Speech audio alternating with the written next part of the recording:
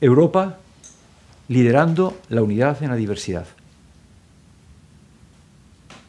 La multitud que no se reduce a la unidad es confusión.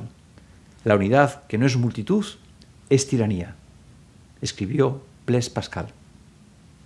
Si Europa es el continente de la vida interrogada en expresión de Jean Baudrillard, confirmada por el abanico de reflexiones y de una pléyada de filósofos e intelectuales durante 2 milenios, hoy, elevando la apuesta, tendríamos que decir que nos enfrentamos a un enorme desafío epistemológico manifestado en la crisis de nuestros sistemas de valoración del conocimiento y en nuestra dificultad para hacer frente con éxito a los desafíos que plantea el proceso de mundialización. Y ello porque es imposible construir un orden social eficaz sobre la base de un conocimiento esencialmente inapropiado, claramente incompleto y manifiestamente erróneo en sus principios básicos, escribió Willis Harman. Una dificultad de conocer y, por lo tanto, de actuar, agravada en la era de la posverdad por las fake news, el big fake y los llamados hechos alternativos, configuradores de una verdad a la carta al servicio de los intereses del mejor postor. ¿Qué hacer en esta época de confusión en el que enfrentamos desafíos globales con instituciones locales? Pues si siguiéramos el consejo de Aristóteles, volver a lo sustantivo, el back to basics, el hacernos preguntas penetrantes. ¿En qué entorno mundial nos movemos?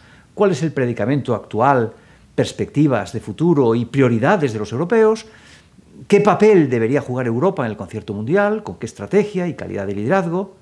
Y más específicamente, ¿estamos los europeos en condiciones de cumplir con la agenda estratégica propuesta por el Consejo de la Unión Europea para el período 2019-2024, con el actual entramado institucional, nivel de conciencia de la ciudadanía y su grado de compromiso con el proyecto europeo? Por mor de claridad, articularé esta presentación en 5 apartados. Primero, el contexto global de crisis de civilización y de nuevo paradigma. 2, Europa en la encrucijada, sus aportaciones al mundo, su naturaleza dialógica y el reto generacional de construir una democracia actualizada, equitativa y participativa. 3, el enfoque y metodología susceptible de conducir ese proceso, es decir, el federalismo como filosofía de la acción ecosistémica, solidaria y global al servicio de la persona, así como la asunción del pensamiento dialógico. En cuarto lugar, el rol del liderazgo creativo en la construcción de escenarios prospectivos. Veremos el ejemplo de 3 grandes liderazgos éticos europeos, Jean Monnet, Altiero Spinelli y Alexandre Marc. Se trataría en definitiva de culminar el ideal humanista concretado en las nociones de the good mind and the good society, es decir, ¿qué puedo hacer yo? ¿Cómo, más allá de las leyes de la probabilidad a la que están sometidos el resto de los animales, puedo jugar la carta de la posibilidad, que no es otra que la humana carta de la libertad? El contexto global de crisis de civilización y nuevo paradigma. Por lo visto, los chinos utilizan 2 ideogramas para referirse a la crisis, Wu Wei. Uno significa riesgo y el otro oportunidad. Si nos paraliza el miedo al riesgo, no podremos aprovechar la oportunidad. Por eso el coraje y la lucidez son las mejores armas de que disponemos para enfrentar una crisis.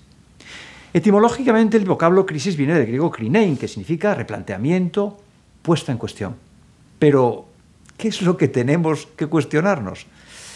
En palabras de Ortega y Gasset, cada realidad ignorada prepara su propia venganza. Pues bien, ¿cuáles son las realidades que no podemos permitirnos el lujo de ignorar? En primer lugar, el primado de la economía en nuestras sociedades. Entre la vida y la economía, hemos elegido la economía. ¿De la Europa de los mercaderes a la Europa de los ciudadanos? Ardua tarea, porque nos han sustituido los valores por el precio, los principios por las leyes del mercado, se quejaba Federico Mayor Zaragoza, exdirector general de UNESCO. Un corolario claro que nos dejó el siglo XX es que en la lucha entre el Estado y el mercado, el vencedor es claramente el mercado. El tanto tienes, tanto vales.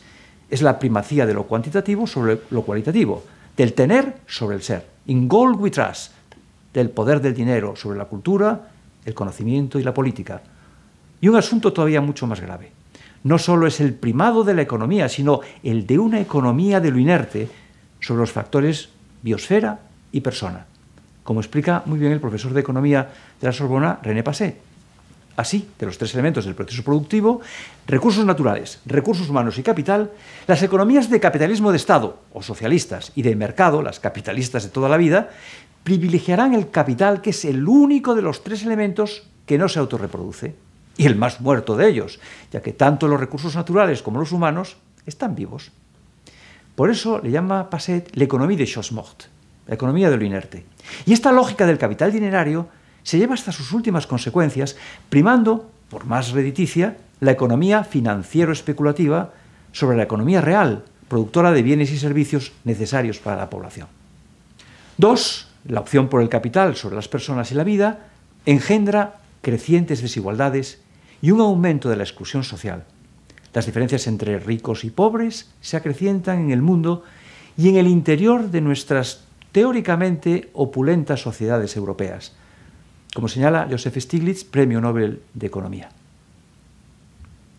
3. Las élites son percibidas como aprovechadas y depredadoras por unas clases medias populares que ven como su poder adquisitivo baja, mientras que el desempleo, precariedad laboral y horizontes profesionales para los jóvenes se deterioran y achican. Unas poblaciones que sufren en sus propias carnes la crisis del 2008, generada por prácticas bancarias engañosas y abusivas.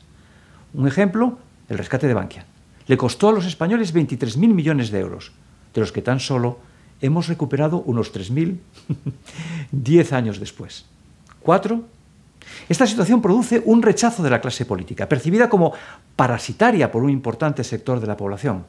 En septiembre del 2020, los italianos votan en referéndum, un 70% de votos a favor, la eliminación de casi un tercio de sus parlamentarios, 345 diputados y senadores. 5. Más grave que el rechazo a los políticos, es el hecho de la desafección democrática, como ponen de manifiesto el apoyo electoral a dirigentes autoritarios, a partidos populistas y nacionalistas insolidarios con el resto de los europeos, el fenómeno del Brexit o la elección de presidentes como Trump o Bolsonaro, el grupo de Visegrado, Chequia, Eslovaquia, Polonia y Hungría, con su insolidaridad con los inmigrantes e indisciplina europea. El miedo que generan las situaciones de crisis lleva, según Eric Fromm, a preferir la seguridad a la libertad, apoyando a políticos autoritarios percibidos como hombres fuertes o padres protectores. 6. La degradación medioambiental. Las mochilas de deterioro ecológico, el calentamiento global y su negacionismo, con la destrucción de los casquetes polares, incendios incontrolados, inundaciones de catastróficas consecuencias. Por no hablar de la sempiterna cuestión de la seguridad internacional, del descontrol de armas nucleares y del fenómeno del terrorismo o de las mafias que trafican con seres humanos y de un Mediterráneo convertido en tumba de miles de ellos. En suma, hemos de replantearnos, es decir, de poner en cuestión, la viabilidad de nuestro modelo de vida. ¿Es sostenible? Decía Gandhi en los años 50, si para lo que hoy es Inglaterra, un país industrializado y moderno, ha hecho falta explotar medio planeta, ¿cuántos planetas como este harían falta para desarrollar un país como la India? Estamos ante un modelo económico desarrollista cuestionado por la posmodernidad. Un modelo en el que hemos confundido los medios, el capital, con los fines, el bienestar y prosperidad de las poblaciones. Precisamos crear las condiciones de felicidad política que les permitan construirse una vida humana digna, un estimulante proyecto personal que actualice su potencial creativo. Volver a lo esencial, el back to basics, implica que nos preguntemos en qué sociedad queremos vivir. Una que pone el acento en la fabricación de objetos, artilugios, chismes o gadgets, muchos de ellos inútiles y por lo tanto perfectamente prescindibles, o en la creación de sujetos libres, responsables y creativos. O tal vez en una sociedad que haga ambas cosas y que sepa poner los avances tecnológicos, a los que no cabe renunciar, al servicio de la libertad interior del ser humano, como bien vio el doctor Rolf Carballo con su noción de retroprogresividad. Volver a la esencia implica también que nos preguntemos e invirtamos en los valores que nos reconcilien con lo mejor de nosotros mismos: la libertad, la equidad, la solidaridad y la creatividad. Necesitamos, en definitiva, una nueva manera distinta de pensar, ya que el tipo de pensamiento que nos ha traído esta crisis no nos sacará de ella, escribió Albert Einstein en 1945 tras los bombardeos de Hiroshima y Nagasaki que inauguran la era nuclear. Claro, él no explica en qué consiste ese modo de pensar. Personalmente creo que debemos de generar un pensamiento complejo para abordar una realidad también compleja, y habrá de ser un pensamiento dialógico, capaz de reconciliar lógica e intuición, ciencia y mística, lo masculino y lo femenino, la luz y la sombra. Podríamos decir, si te gustan las flores, que te guste también el estiércol. Un pensamiento prospectivo para inventar escenarios futuros deseables en los que vivir mejor, y creativo para materializarlos con éxito. Se trata de pasar del si no lo veo no lo creo al si no lo creo no lo veo. Pasar del locus de control externo al interno supone, naturalmente, un cambio de paradigma que me convierte en sujeto activo, creativo y responsable de mi propio proceso transformador. Praxología o praxoléctica, así se llama. Me transformo al tiempo que transformo mi entorno. Creer, crear, crecer, o creencias, decisiones, acciones, resultados. En el proceso creativo, todo va de lo más sutil, la idea, a lo más denso, la materialización de esa idea en un proyecto en el mundo real. El futuro no podemos conocerlo, pero sí podemos construirlo, y esa es la labor de los líderes creativos, la misión de los líderes creativos, diría yo. El viejo y el nuevo paradigma científicos. Si el tiempo es irreversible, entonces el futuro es el que tira y el progreso se nos presenta como científicamente posible. En relación con el espacio discontinuo, lo que eso nos muestra es que el cambio cualitativo es científicamente posible. Por tanto, la revolución es científicamente posible. La revolución federalista no tiene nada que ver con las anteriores revoluciones, es una revolución humanista, es una revolución pacífica, es una revolución del conocimiento y es una revolución que tiene que ver con el desarrollo de las personas y la prosperidad de las sociedades. Pues bien, según el nuevo paradigma científico, esa revolución, ese cambio es científicamente posible. 2. Europa en la encrucijada. Sus aportaciones al mundo, su naturaleza dialógica y el reto generacional de construir una democracia actualizada, equitativa y participativa. Naturaleza y reto de Europa. Un observador interesado pronto descubriría que existen al menos dos visiones de la actual Europa. La llamada por algunos la Europa de los mercaderes, la realista, que habla de flujos comerciales, de la fortaleza del euro y de la competición económico-tecnológica con potencias rivales. Y por otro lado, la Europa de los valores, de paz, progreso y derechos humanos, que es también la Europa de los grandes liderazgos morales. Ambas existen y coexisten como esencia ontológica de una Europa fundamentada en una tensión entre dos corrientes culturales antinómicas: la lógico-racionalista, antropocéntrica, de Grecia, el Renacimiento y la Ilustración, y la salvífica, teocéntrica, con la aportación religiosa judeocristiana. El reto consiste en hacer de la contradicción una creación, en reconciliar la ciencia con la mística, ya que en definitiva todo metasistema eficaz es el resultado de la articulación de factores antagónicos. Recordemos a Pierre-Joseph Proudhon: si no tuviera con quién debatir, discutiría con mi sombrero. Hasta tal punto amo el espíritu de la controversia. La especificidad de la cultura europea reside ante todo en la continuidad e intensidad de sus dialógicas, donde ninguna de sus instancias constitutivas aplasta o extermina a las demás y ni siquiera ejerce conscientemente una pesada hegemonía.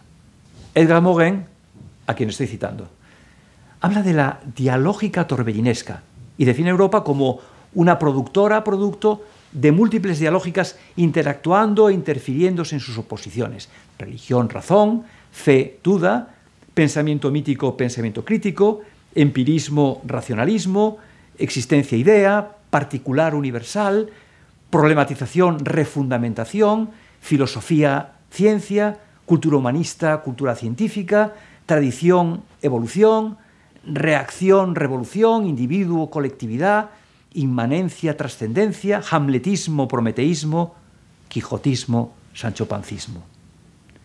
Por ello, no debe sorprendernos que el entramado institucional de la Unión Europea se haya configurado como un OVNI, un objeto político no identificado, en expresión de Jacques Delors, con instituciones intergubernamentales como el Consejo, junto con otras federales como el Parlamento Europeo y el Tribunal de Justicia.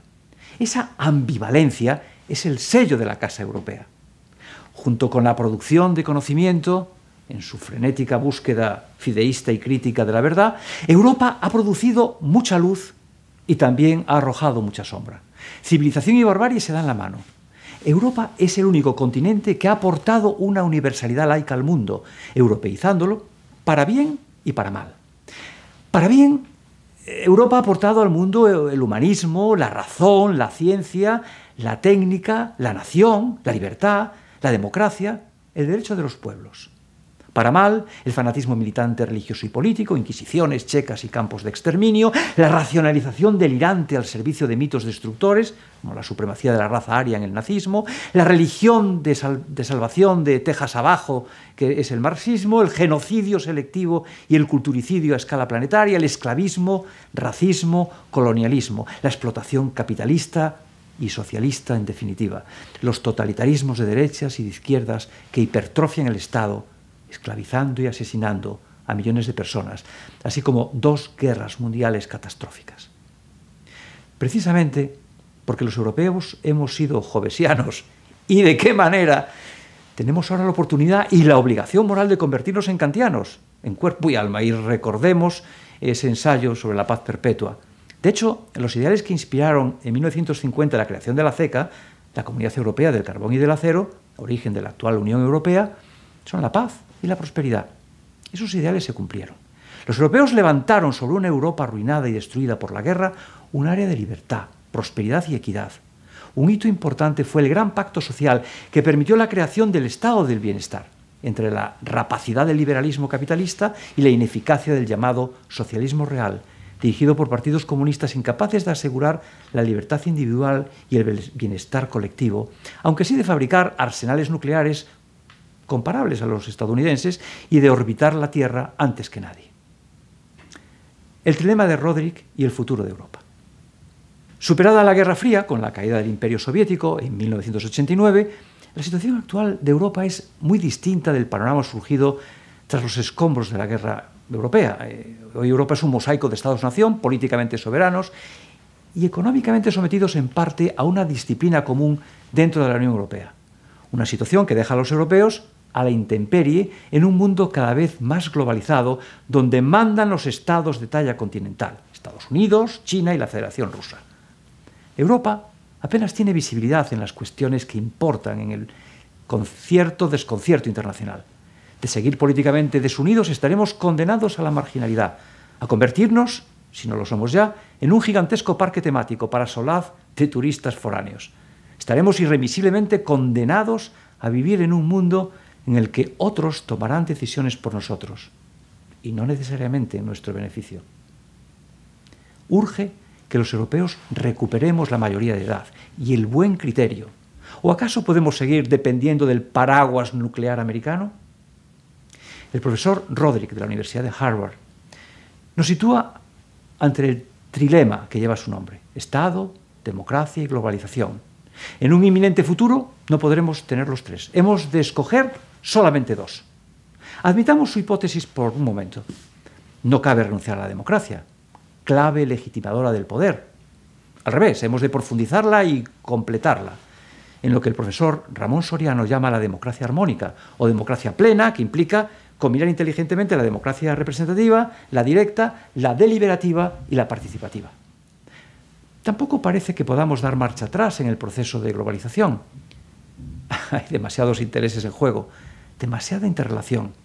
Vivimos en el paradigma de la interdependencia compleja.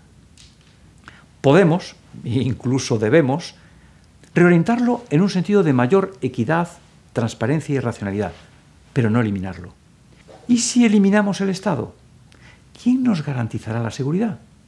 Los europeos lo tenemos más fácil que otros. Podríamos eliminar los estados, no así las colectividades locales ni las regiones, y ganar en eficacia securitaria. Bastaría con conformar a nivel de la Unión Europea un ejecutivo al que se le transfieren los poderes económicos y fiscales, la defensa y las relaciones exteriores. El actual Consejo se convertiría en un Senado de representación territorial y junto con el actual Parlamento Europeo reforzado controlarían a ese nuevo ejecutivo. Por supuesto, una pieza clave del proceso consiste en la aprobación de una constitución. La del llamado Plan Spinelli de 1984 podría servir como borrador de base. Porque una cosa está clara. Las prioridades principales de la agenda estratégica para el 2019-2024, a saber, la protección de los derechos de los ciudadanos y las libertades, el desarrollar una base económica sólida y dinámica, el construir una Europa climáticamente neutra, ecológica, justa y social, y promover los intereses y valores europeos en la escena mundial, son objetivos que no podrán cumplirse cabalmente con el actual entramado institucional. No podrán cumplirse sin un poder político europeo que garantice la unidad en la diversidad, sin una auténtica democracia en suma, sin una federación europea. Europa constituye un magnífico pretexto para crear una democracia plena. En el próximo epígrafe veremos los obstáculos y contornos de esa democracia plena. El miedo a la libertad, Erich Fromm, y la búsqueda de seguridad aún a costa de la pérdida de derechos y libertades, la pobreza, el analfabetismo, el hambre, ya que por debajo de unas condiciones de vida dignas es difícil encontrar tiempo y energía para ocuparse de lo público.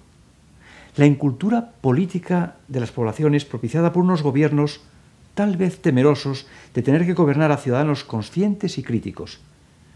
La peligrosa alianza de políticos y periodistas, deformadora de la agenda, así como la machacona propaganda monotemática en los informativos, que termina por hastiar al ciudadano medio y mermando su capacidad crítica. Nuestro propio desinterés por desarrollarnos como personas críticas y creativas, el autoliderazgo, entretenidos como estamos por sobrevivir, medrar o dominar. La falta de interés y de inversión en desarrollar líderes creativos, éticos y eficaces en el mundo, en formarlos y en valorarlos adecuadamente. Decididamente, el modelo de liderazgo que aquí se propone está en las antípodas de la política convencional de nuestras democracias de mínimos. Pilares de la sociedad del conocimiento. Un caso particular del desinterés educativo lo constituye la dificultad que tienen las instituciones escolares y académicas para enseñar a sus jóvenes a pensar la complejidad. Una sociedad del conocimiento ha de basarse en 4 pilares que lo son también del desarrollo de The Good Mind and the Good Society. Primero, la libertad de expresión, la aisegoría griega. En segundo lugar, el acceso universal a la información y al conocimiento. Tercero, el respeto a la diversidad cultural, lingüística, etc. Y cuarto, la educación de calidad para todos. Una educación que transmita un acervo cultural y unos valores, que prepare para dirigir con sentido la propia vida, decía Ginés de los Ríos, elaborando un proyecto personal, profesional y o social que permita a cada persona ganarse la vida dignamente, que eduque empáticamente para la convivencia cívica y además que enseña a pensar crítica y creativamente la complejidad poniendo el acento en el pensamiento dialógico, inspirado por Blaise Pascal. Dialogismo, reto epistemológico y progreso de la verdad. Del mismo modo que la creación de la sociedad del conocimiento con una ciudadanía consciente y responsable es una precondición para el desarrollo de una democracia plena, también lo es el profundizar en el dialogismo. No hacerlo ha conducido a la humanidad a costosos y deshumanizantes enfrentamientos de todo tipo. Kant, en su crítica de la razón pura, explica que podemos distinguir entre 2 importantes escuelas de interpretación científica. Una pone el foco en los rasgos comunes a los fenómenos observables, principio de homogeneidad. El otro destaca la heterogeneidad y sigue el principio de la especificidad. Es, en buena medida, una cuestión metodológica y de preferencia investigadora. Ambos enfoques precisan complementarse y enriquecerse mutuamente, porque mientras cada uno por separado se considere autosuficiente para alcanzar un conocimiento objetivo, no solo sufriremos múltiples disputas, sino que habremos generado un obstáculo insalvable que impide el progreso de la verdad.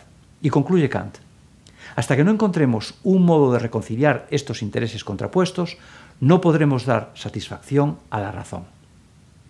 Por eso, necesitamos urgentemente desarrollar un pensamiento dialógico.